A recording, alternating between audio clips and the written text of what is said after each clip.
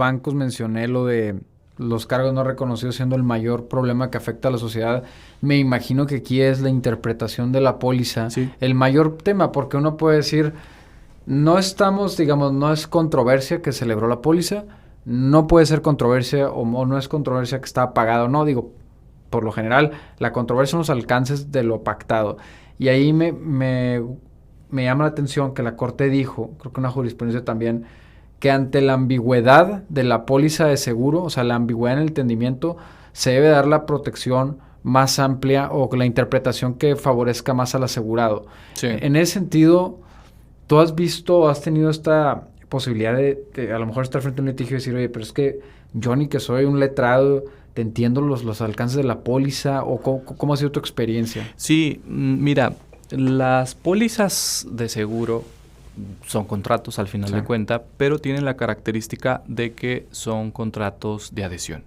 Los contratos de adhesión son aquellos en donde el interesado en recibir ese servicio, claro, ese servicio financiero, ese servicio de consumo masivo, pues no están en posibilidades de negociar las cláusulas de lo que pactan con una institución bancaria, una entidad financiera o una aseguradora, entre otras personas, ¿no? Incluso los contratos de adhesión no son exclusivos del sistema financiero, también son propios también de la colocación de consumo masivo, que podemos incluso dividir los contratos de adhesión auspiciados bajo la Profeco y contratos de adhesión auspiciados bajo la Conducef, ¿no?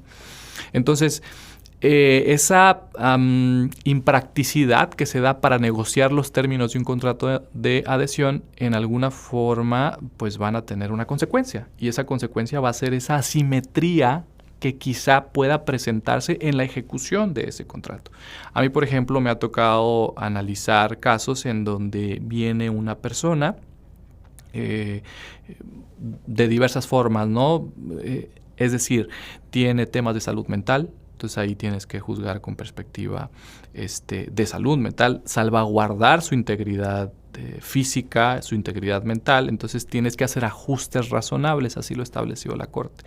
También me ha tocado ver casos en donde vienen menores de edad a reclamar el pago de las pólizas porque sus papás murieron, entonces tienes que atender al interés superior del menor. Me ha tocado ver casos en donde vienen madres solteras y tienes que pues juzgar con perspectiva de género. Entonces, esos ajustes razonables que te da cada caso concreto los debes tener en cuenta frente a un contrato de adhesión. Pareciera que si tú te obligaste a algo, pues lo cumples, ¿no? Tenemos ese principio de pacta sunt servanda. Los pactos deben cumplirse, así es. Sí. Pero también tenemos frente al pacta sunt servanda la teoría de la imprevisión o la teoría de la imposibilidad, en donde surgen eventos fortuitos que hacen prácticamente imposible el cumplimiento de una obligación.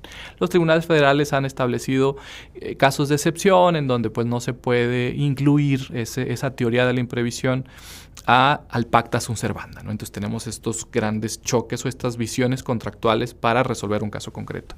Y sí, desde luego me ha tocado analizar esos asuntos. Hace 15 días incluso la Suprema Corte de Justicia de la Nación emitió un criterio interesante en tratándose de contratos de adhesión, en donde un adulto mayor tenía previamente celebrado con una institución bancaria un contrato de crédito, incumplió por alguna razón personal seguramente ese crédito y pues no estuvo pagando su adeudo derivado de ese crédito, que surge con motivo de un contrato de adhesión de crédito con la institución bancaria. Entonces el adulto mayor recibe su pensión, es el sistema de ahorro para el retiro, entonces como sabemos, pues es una cantidad total que se ingresa a una cuenta bancaria y pues esa cantidad total va a ser prácticamente tu pensión, ¿no? Lo que se conocía antes como pensión.